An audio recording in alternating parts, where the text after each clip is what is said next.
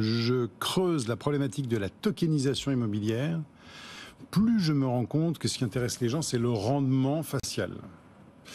C'est la preuve d'un manque terrible d'éducation financière de nos concitoyens qui se trouvent là en disant « je vais aller chercher du 10% et plus, et il n'y a que ça qui m'intéresse ».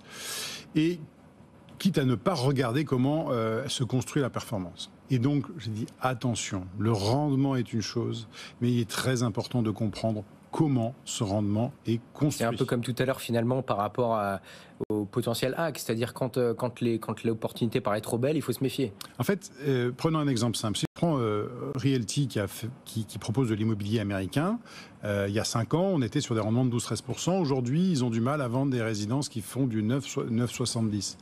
Pourquoi ? Parce que ce que nous dit le rapport White Loop Capital, c'est qu'il y a une tension quand même sur l'habitat aux États-Unis, qu'il n'y a pas eu cette récession qui arrive, et que simplement, on a une valorisation des actifs. Mais est-ce qu'il vaut mieux avoir 13% aujourd'hui 11% avec un actif qui risque de se dévaloriser, ou 7, 8, 9 avec un actif qui risque de prendre de la valeur parce que c'est la capacité du gérant. Moi, je pense que c'est très important d'éviter de s'arrêter au rendement facial et d'aller chercher ce qu'il y a derrière. Donc le flop, c'est l'éducation financière des Français.